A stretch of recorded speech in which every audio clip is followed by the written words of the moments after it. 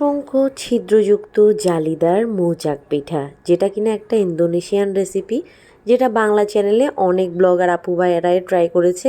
এদের মধ্যে অনেকেই সফল হয়েছেন, অনেকেই বলছেন তাদের উপকরণ বৃথা। যাদের উপকরণ বৃথা গিয়েছে তারা আমার এই ভিডিওটি স্কিপ না করে পুরোটা দেখুন। আশা করি আপনারাও আমার মতো পারফেক্ট পিঠা তৈরি করতে পারবেন, এবং সেটা প্রথমবারেই। চলুন আর দেরি না করে শুরু করে দিই আমাদের মূল রেসিপি মৌচাক পিঠা। ফ্ল্যাশব্যাক। এভরিওয়ান, সবাইকে নমস্কার, আদাব। কেমন আছেন সবাই? আশা করছি সবাই খুব ভালো আছেন। অসংখ্য ছিদ্রযুক্ত জালিদার মৌচাক পিঠা বানানোর জন্য প্রথমে আমাদের ক্যারামেল তৈরি করে নিতে হবে। সেজন্য আমি একটা কড়াইয়ের মধ্যে 1 কাপ পরিমাণ চিনি দিয়ে ভালো করে নাড়াচাড়া করে ক্যারামেল তৈরি করে নিচ্ছি। যখন ক্যারামেলের এরকম কালার চলে আসবে, ঠিক এ পর্যায়ে চুলার জালটা একদম লো করে দিয়ে দিব গরম পানি। গরম পানি দিয়ে আরেকটু নাড়াচাড়া করে ক্যারামেলটাকে সম্পূর্ণভাবে পানির সাথে মিশিয়ে নেব। ক্যারামেলটা কিন্তু বেশি পোড়া যাবে না, এই কালারটা আসলেই বন্ধ করে দিবেন, বেশি পুড়ে গেলে তেতো হয়ে যাবে। বন্ধ করে ক্যারামেলটাকে রেস্টে দিয়ে আমি চলে আসলাম পিঠার ব্যাটার তৈরি করতে। এখানে নিয়ে নিয়েছি রুম টেম্পারেচারে থাকা 2টো মুরগির ডিম।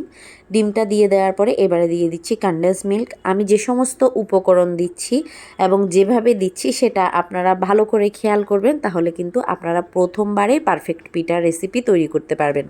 আর কোনো উপকরণ কিন্তু স্কিপ করা যাবে না। মিল্ক আর ডিম দুইটা একসাথে খুব ভালো করে মিক্স করে নিচ্ছি। এখানে কিন্তু মিক্স করতে করতে ডিমটাকে একেবারে ফোম করা যাবে না, জাস্ট দুধ আর ডিমটা একসাথে মিক্স হয়ে গেলেই হবে। তারপরে দিয়ে দিচ্ছি 1 কাপ পরিমাণ গমের আটা। এখানে কিন্তু গমের আটাটাই ব্যবহার করতে হবে আপনাকে, নর্মাল আটা দিলে কিন্তু হবে না। তারপরে দিয়ে দিচ্ছি 1 কাপেরও অর্ধেক পরিমাণ কর্নফ্লাওয়ার। কর্নফ্লাওয়ারটাকেও আপনি এই যে চালনির মধ্যে চেলে নেবেন, নয়তো কিন্তু দানা দানা ভাব থেকে যাবে, যার কারণে পিঠার ভিতরে অসংখ্য ছিদ্র আর জালিদার হবে না। আর অসংখ্য ছিদ্র আর জালিদার না হলে সেটা কিন্তু মৌচাক বা বিবিখানা পিঠা বলা যাবে না। এই ছিদ্রর কারণেই কিন্তু এই পিঠাকে মৌচাক পিঠা বলা হয়, যেটা দেখতে অনেকটা মৌমাছির চাকের মতো, এজন্য এটার নাম মৌচাক পিঠা। তারপরে দিয়ে দিলাম 1 চামচ উঁচু উঁচু পরিমাণ বেকিং পাউডার। বেকিং পাউডার কিন্তু তারপরে দিয়েছি 1 চামচের থেকেও কম বেকিং সোডা। বেকিং পাউডার আর বেকিং সোডা কিন্তু দুইটা সম্পূর্ণ আলাদা উপকরণ।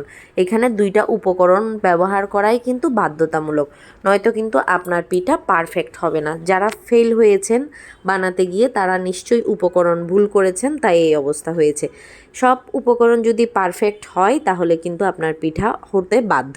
তারপরে দিয়ে দিলাম এই ক্যারামেলটা কিন্তু উষ্ণ কুসুম গরম থাকতে হবে, খেয়াল রাখতে হবে ক্যারামেলটা যেন ঠান্ডা হয়ে না যায়। আমি মনে করি আমার চেয়ে ইজিভাবে কেউ বুঝাবে না, তাই রেসিপিটা যারা দেখা শুরু করেছেন একটা লাইক দিবেন, পুরো রেসিপি দেখে কমেন্টে আপনার মন্তব্য জানাবেন। আর যদি ভালো লাগে অবশ্যই অনুরোধ করব একটা শেয়ার করে দেওয়ার। তারপরে দিয়ে দিলাম 1 কাপ পরিমাণ সাদা তেল দিয়ে ভালো করে ব্যাটারটাকে মিক্স করে নিয়েছি, যেন কোনো দানা না থাকে। এটা চাইলে আপনি কেক বানানোর মোল্ডেও দিতে পারেন, কিন্তু স্টিলের মোল্ডগুলোতে অনেকক্ষণ সময় লাগে, 1 থেকে 1.5 ঘন্টা।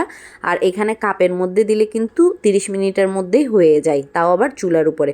কাপগুলোর মধ্যে আমি অয়েল ব্রাশ করে নিয়েছি, ব্রাশ করে নিয়ে কিন্তু এই যে একদম উঁচু উঁচু করে দিইনি, একটু কিন্তু ফাঁকা রেখে এবার হচ্ছে চুলার কাছে চলে আসলাম। চুলায় প্রথমে দিয়ে দিলাম একটা স্টিলের তাওয়া, তার উপরে একটা কড়াই বসাই দিছি, যেটাতে আমি পিঠাগুলাকে বসাবো, মানে পিঠাগুলাকে হিট করব। ওই কড়াইটার মধ্যে 3টা কাপ খুব সুন্দরভাবেই বসিয়ে দিলাম।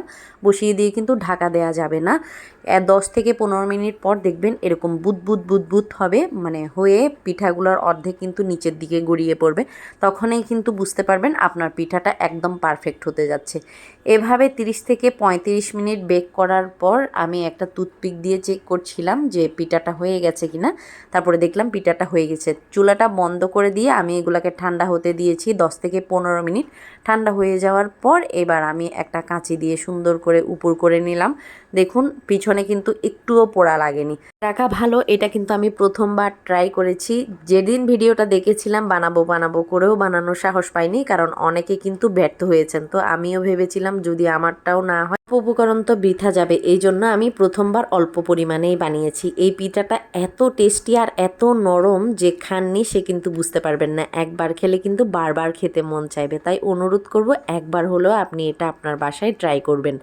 আর রেসিপি ভালো লাগলে অবশ্যই শেয়ার করবেন। আজকে বিদায় নিচ্ছি, টাটা।